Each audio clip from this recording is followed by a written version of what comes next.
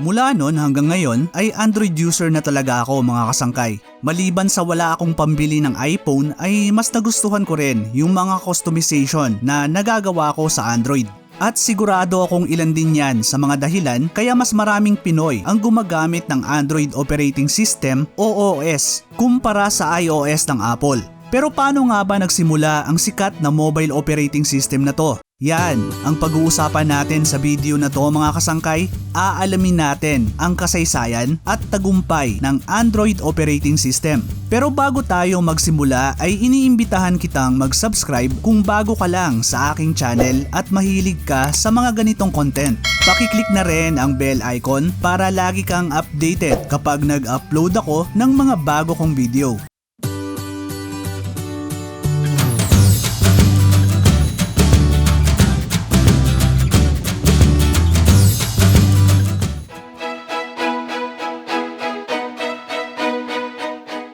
Bago pa man nakilala na isa sa pinaka-importanting produkto ng Google ay marami ng pinagdaanan ng Android. Nagsimula ang kwento ng Android sa American programmer na si Andrew E. Rubin o mas kilala bilang si Andy Rubin. Nakapagtrabaho si Andy bilang robotics engineer sa Carl Zeiss AG mula 1986 hanggang 1989 at naging manufacturing engineer sa Apple noong 1989 hanggang 1992. Noong 1992 ay naging engineer siya sa General Magic at kasama sa nagdevelop ng Magic Cup, isang operating system para sa mga PDA o Personal Digital Assistant.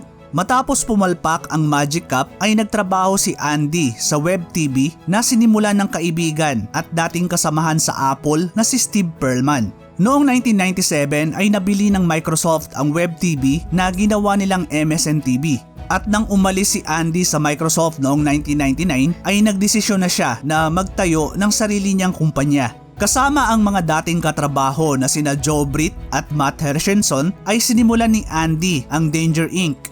Ang pinakasikat na produkto ng Danger ay ang 2002 smartphone na HipTop na mas nakilala bilang T-Mobile Sidekick. Sa HipTop ipinakilala ang ilan sa mga pamilyar na features ng mga smartphone ngayon gaya ng always-on connectivity, cloud storage at app marketplace. Pero isa pang ideya ni Andy ang talagang bumago sa buhay niya at sa industriya ng smartphone.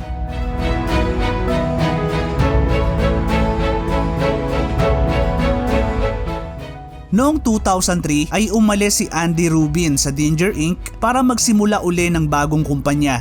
Noong October 2003 ay itinatag niya kasama sina Rich Miner, Nick Sears at Chris White ang Android Inc. sa Palo Alto, California. Noong una ay nag-focus ang Android sa pagdevelop ng operating system para sa mga digital camera. Pero naisip nila na maliit lang ang market para sa mga camera kaya nagdesisyon sila na maging handset operating system developer na tatapat sa mga sikat noon na Symbian ng Nokia at Windows Mobile ng Microsoft. Nagsimula ang Android OS sa ideya ni Andy na gumawa ng isang open source operating system para sa mga cellphone. Ang original na business plan ay ipamigay ng libre ang Android OS sa mga phone manufacturer. Ang mga carrier naman ang o-order sa mga manufacturer ng mga Android phones. At dahil open source ay pwede nila tong baguhin at gawa ng branding depende sa gusto nila. Marami ang tinawanan lang ang ideya ni Andy at sinabing imposible to dahil kailangan niyang makabenta ng milyon-milyong unit ng Android phones para kumita.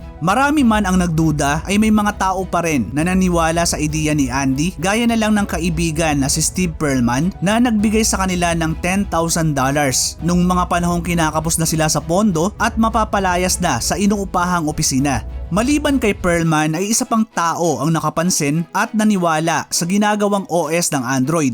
At ito ay walang iba kundi ang mismong founder ng Google na si Larry Page.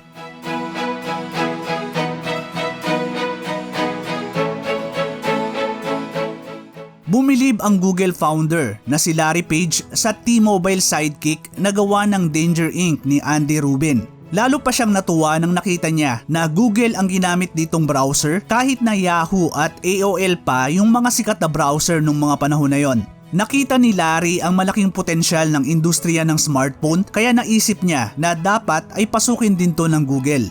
At nang nalaman niya ang tungkol sa Android ay hindi na siya nag-aksaya ng oras at agad na ipinatawag ang team ni Andy.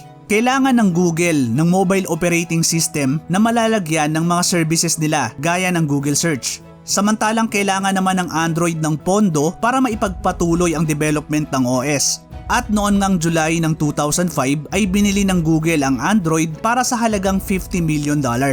Matapos to ay lumipat si Andy sa Google bilang Senior Vice President of Mobile and Digital Content. Nagpatuloy ang team niya sa pagdevelop ng Android OS kung saan ay binigyan pa sila ng sarili nilang building sa Googleplex, ang Building 44.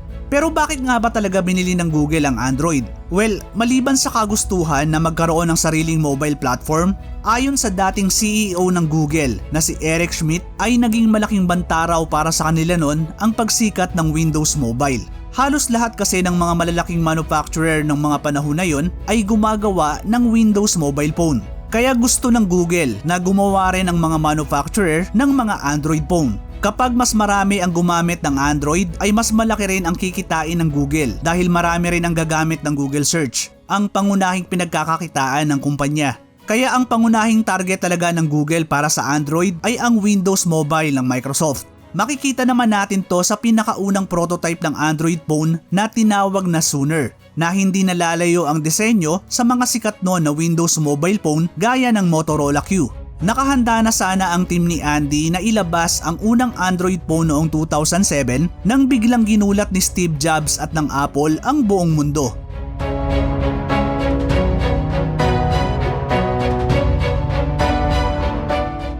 Noong January 9, 2007 ay ipinakilala ni Steve Jobs sa publiko ang unang iPhone. At dito nagsimula yung tinatawag na iPhone Revolution kung saan tuluyan ang namayagpag ang touchscreen technology hindi lang sa mga mobile phone kundi pati na rin sa iba pang mga gadget. Dahil dito ay hindi na natuloy ang paglalabas sana ng unang Android phone ng Google na nakabase pa rin ang disenyo sa mga outdated na Windows Mobile Phone. Hindi nag-aksaya ng oras ang team ni Andy at agad na binago ang disenyo ng Android na nilagyan din nila ng touchscreen functionality. At gaya ng inaasahan ay sumikat at naging mabenta ang unang iPhone ng Apple. At bagamat na-delay ang paglalabas ng unang Android phone ay hindi inaasahang nakatulong pa sa kanila ang naging tagumpay ng iPhone. Nang ilabas kasi yung unang iPhone ay exclusive lang to sa carrier na AT&T. At dahil sa kasikatan at tagumpay ng iPhone ay parang napag-iwanan ang ibang carrier na walang maipantapat dito. Ginamit to ni Andy na oportunidad para ma-market ang Android phone sa mga carrier bilang pantapat sa iPhone. Hindi gaya ng iPhone kung saan ang loyalty ng mga consumer ay nasa Apple at hindi sa mga carrier, mas kontrolado ng mga carrier ang Android kung saan pwede nila tong baguhin at idagdag ang kanilang branding. Habang dinidevelop ng Android ang kanilang unang phone ay kumilos din ang Google at bumuo ng alyansa sa iba't ibang carrier, software developer at manufacturer. Mas nagustuhan ng mga carrier at manufacturer ang pagiging open source ng Android. Kaya noong November 5, 2007, sa pangunguna ng Google ay itinatag ang Open Handset Alliance na may 34 na miyembro. Kasama sa alliance ang mga malalaking pangalan gaya ng HTC, Sony, Dell, Intel, Motorola, Qualcomm, Samsung Electronics, LG Electronics, T-Mobile at Nvidia. Noong October 2008 ay inilabas ng T-Mobile ang unang commercial Android phone na HTC Dream o T-Mobile G1. Pero hindi naging madali ang laban ng Android sa iPhone. Noong mid-2009 ay hawak na ng iOS ang 40% ang market share, samantalang wala pa sa 10% ang market share ng Android. Nagbago to noong 2009 nang ilabas ng Motorola ang Droid. Gumastos ang Verizon ng $100 million para lang i-market ang Motorola Droid. At bagamat hindi nito natapatan ang sales ng iPhone, ay ito ang unang matagumpay na Android phone sa merkado at ang nagpasimula ng pagsikat ng Android sa masa. Dahil mas mura at maraming pagpipilian na brand ay nagpatuloy pa ang tagumpay ng mga Android phones hanggang sa tuluyan na nitong natalo ang iOS bilang pinakasikat na mobile operating system noong 2010. At mula nga noon hanggang ngayon ay eto na ang best-selling OS para sa mga smartphone at mga tablet. As of May 2021 ay mayroon na tong 3 billion monthly active user at as of January 2021 ay mayroon ng 3 milyong apps sa Google Play Store. At gaya nga ng sinasabi ko mga kasangkay ay Android user na talaga ako mula pa noon hanggang ngayon. Kung di ako nagkakamali ay yung Alcatel One Touch yung una kong Android phone. At namangha talaga ako nung una ko tong nagamit dahil ibang iba sa dati kong Nokia phone na naka Symbian OS. Pakiramdam ko nga noon na may hawak akong maliit na computer sa kamay ko. Nagkaroon din ako ng iba pang brand ng Android phones gaya ng Samsung, Motorola, OnePlus, at yung gamit ko ngayon na LG na nabili ko lang ng second hand dahil hindi na gumagawa ngayon ng LG ng mga mobile phones. Kayo ba mga kasangkay? Android user din ba kayo? Ano yung una nyong Android phone? At ano yung kasalukuyang Android phone na gamit nyo ngayon? Pakishare naman sa comment section sa baba.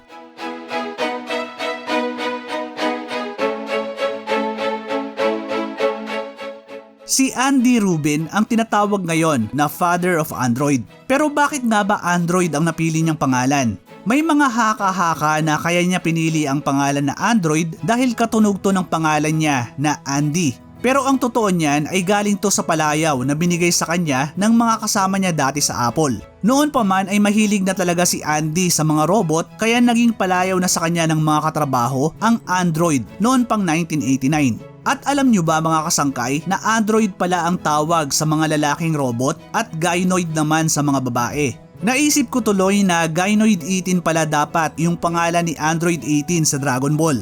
And speaking of 18 ay dumaan sa kamay ni Andy ang 18 version ng Android bago siya umalis sa Google noong 2014. Isa pa sa tumatak sa akin pagdating sa Android ay yung kakaibang pagpapangalan sa mga version nila na alphabetical at ibinase nila sa mga desserts o panghimagas. Andyan yung cupcake, donut, eclair, froyo, gingerbread, honeycomb, ice cream sandwich, jelly bean, KitKat at iba pa. At sa bawat version na nilalabas nila ay naglalagay sila ng statwa nito sa tabi ng estatwa ng Android na nakatayo sa headquarters nila sa Mountain View, California. Pero noong 2019 ay itinigil na nila ang ganitong pagpapangalan dahil nahihirapan daw ang ibang tao sa pagbigkas ng L at R lalo na yung iba yung lingwahe.